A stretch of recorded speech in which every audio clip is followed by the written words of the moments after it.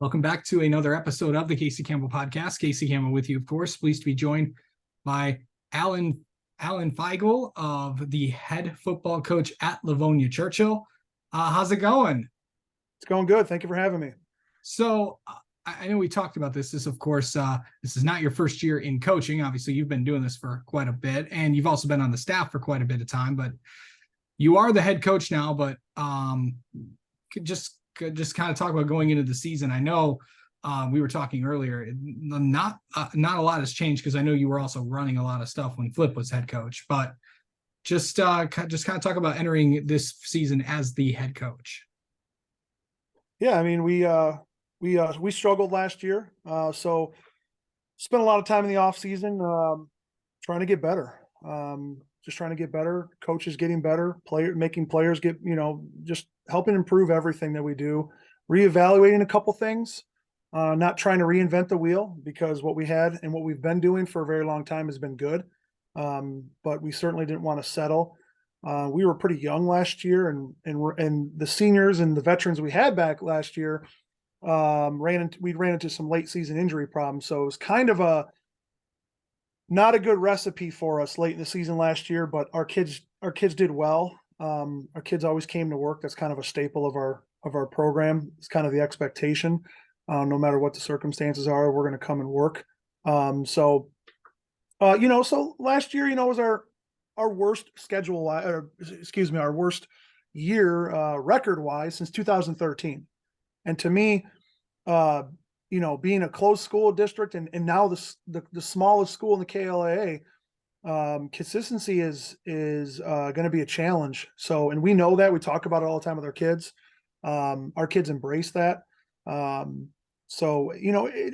looking to do what you do every year. It's a new year. You have new set of seniors. No team is the same. I've been doing this for almost 13, 14 years, and it's true. I know it sounds cliche, but every single team is different. So, maybe the focus is a little different for certain aspects of our program, and we focused on some different things.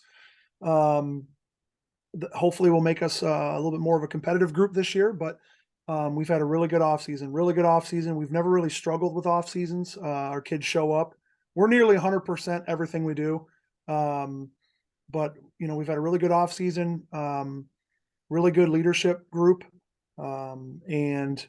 It's like, I'm sure any coach would say, it's going to come down to the way we perform. You got to have a whole bunch of luck, especially in football. You got to stay healthy. We must stay healthy. And I think it's a challenge for any team, but specifically us, again, going back to that, smaller school, smaller roster, and you're playing many, many schools that are much larger than you. So the margin of error for us is going to be thin. And again, the players know that. We have a level of transparency with our players. We're very honest with them, whether that's good or bad, or that's the only way I can kind of approach things. I don't believe in hiding. I don't believe in beating around the bush. I think we owe it to the kids to be honest with them and transparent. So we are, and and they know we're going to have to play a disciplined style of football and protect the most valuable thing in the game, and that is the football. So I mean, everything else, program wise, off season wise, summer wise, heading into training camp in August, everything's been pretty much business as usual. And that's kind of where we're at right now. Yeah. So let's talk about some of the guys that are going to be coming back, some of the names to watch out for the Chargers this year. Yeah, I mean, obviously in football, you're always going to start with your quarterback.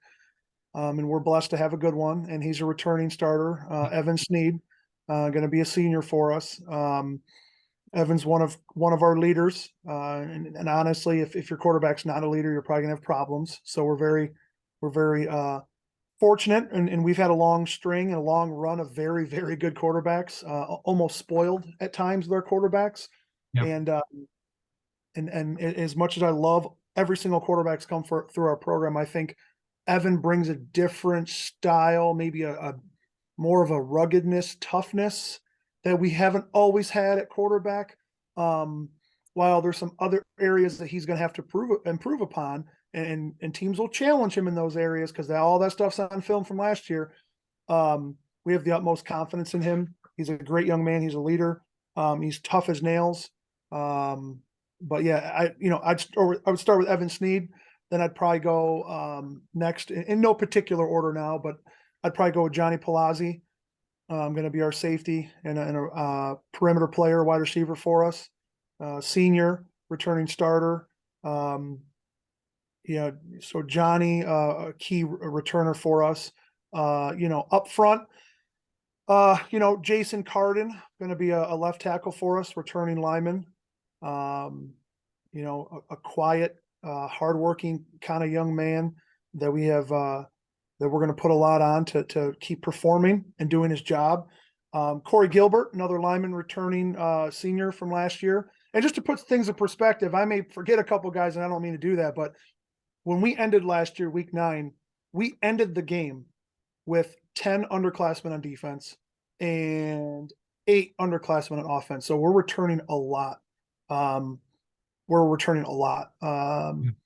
don't know exactly what number to put that at because of two-way starters and all that, but if you're counting one-way starters on each side of the ball, we're probably returning, even though you're counting the same kid twice, we're probably returning, I'd say 15 starters out of 22.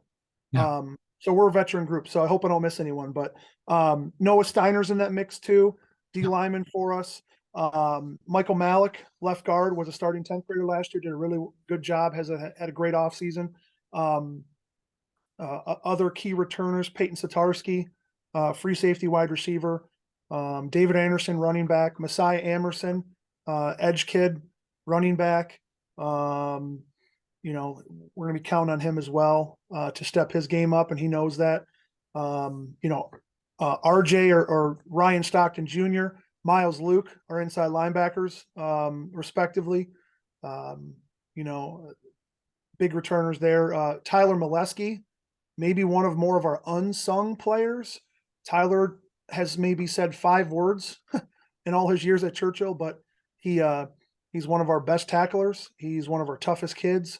He's a 3-sport athlete, and we love those kind of kids at Churchill. He's a football, wrestler, baseball player, which is a unique mix, but he's tough kid for sure. Tyler's returning for us. Jacob Koziel's returning for us. Blake Chafin is returning for us. All those kids either started multiple games or saw significant time. No. And like I said, as the season went on, more and more young guys had to play. With that being said, that doesn't mean we're not going to have young guys stepping up, or I should say young guys that are, that are going to be needed or counted upon.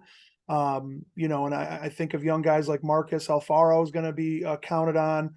Adonis Graham's going to be counted on. Emmanuel Williams is going to be counted on. He's a corner for us. Lucas Beckham, outside receiver, is going to be counted on. So, I want to make it clear we got a lot of guys returning, but no one's job is truly safe. To me, we know who our quarterback is. Everything else to me is a competition. And our kids know that. Our kids don't run from that. We just don't play seniors. I think that's a common thing that people throw out.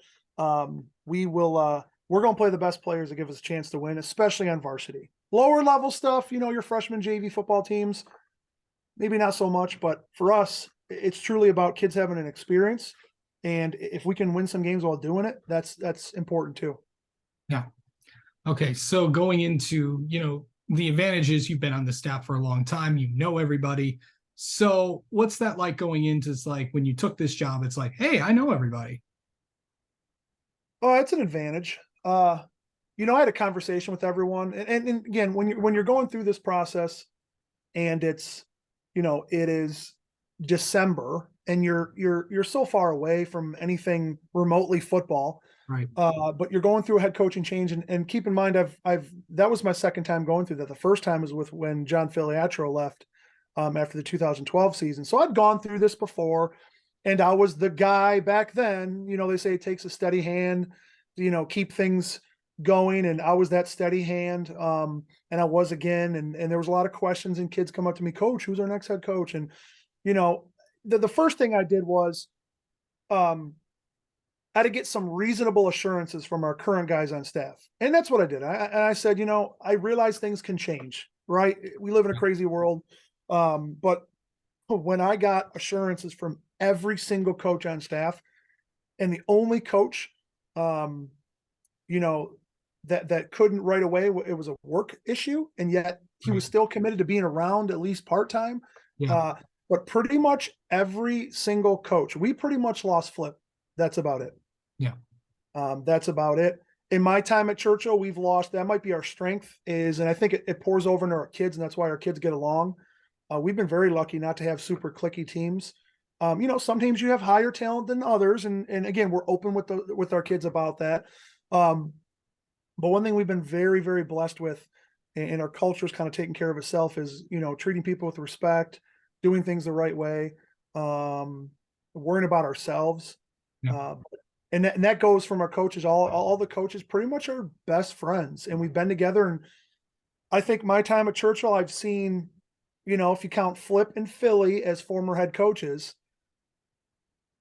I think we lost one coach who got a job out in Las Vegas 2 years ago, a running backs coach, Yeah. but we've lost maybe four coaches in my 13 or 14 years.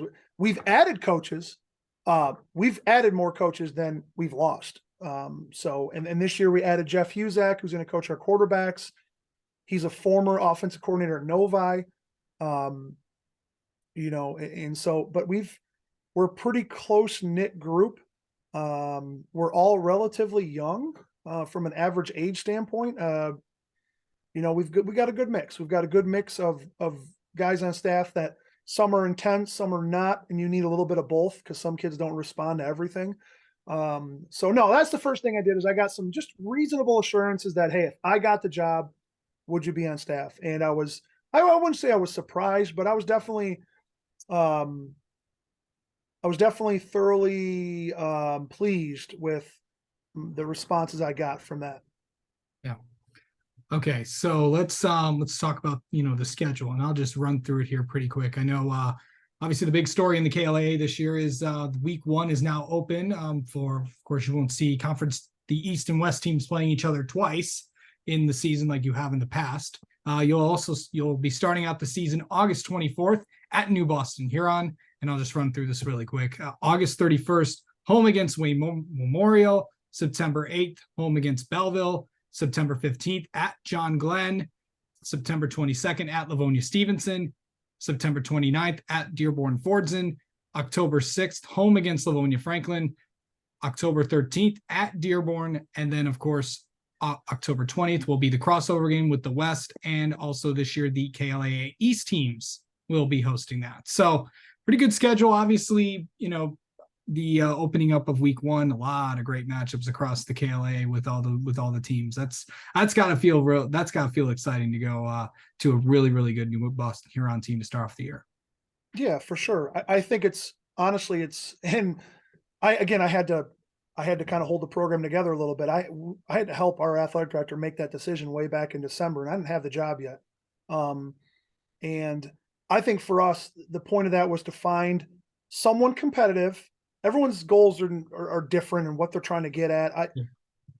Here's what we were trying to get at with this, and I'm being completely honest, is we were trying to find a tough, hard-nosed team just like us of similar enrollment, because at some point, us at 1150, playing teams that are 2,000, 2,200 kids, and they're double our size. I mean, we play Belleville, we'll play anyone in the state, but at some point, right, it's about self-preservation a little bit at some point, and trying to be fair with your kids. So I know some coaches want to find an easy win, or some coaches want to have a prime time matchup at whatever, and because they want to put two names together. For me and for our athletic director was finding someone or another program that was willing to go into partnership with us for a year or two that was just similar enrollment, and it just so happened we're just a slightly larger than them. They are a Division III team, but we know what they're going to come with, and tough, well-coached team. So that's, week 1s are important. So,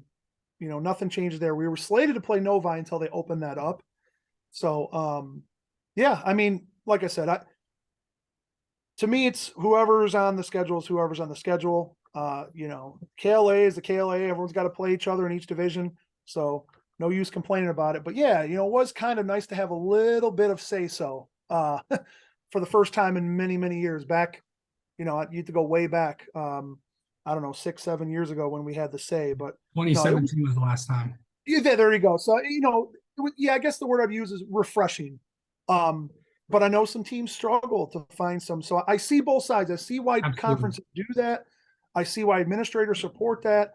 But I also see from a coach's standpoint of, you know what, you get kind of sick of playing the same teams. And, um, hopefully one day all football teams get in the playoffs and we just get rid of that week one and turn into an 8-game season and we don't have to worry about those things. But that's what we have to worry about for right now. But we're set. So we're looking forward to the challenge. It's going to be a challenge. For sure. Um, so going into, just talk about this season. What do you want to see out of, this team heading into practices and then heading into the first game against New Boston Huron? Well, I would be lying to you if I said there's no changes. There have been some changes, whether that be schematically. I'm not going to go into those, or just some philosophical things. There's always going to be something, no matter turnover is turnover, right? So just so happens that ours, our turnover was a little bit more of a familiar one with me being the head coach, but our kids are going to have to respond, and you know, we know the challenges. We educate our kids on it all the time, but for us, we've kind of we've tried to focus our kids a little bit more on the two biggest games of the year. They know what those two games are. Yeah. And it's cute that we play other teams, and it's cool. We're going to get to see a fresh new opponent week one, and who knows, week 9 with the crossovers. That's always exciting. And I get all that stuff, but our kids know the two games, and we need to get our program back to understanding that's the two most important games of the year. But so a little bit of focusing on those kind of things, which I think we've done so far a good job. But just responding. I think we had an off year. I believe we lost combined. I think we lost 4 games by combined 11 points. All right. So people look at a record of 2-7, and let me defend our program for a minute.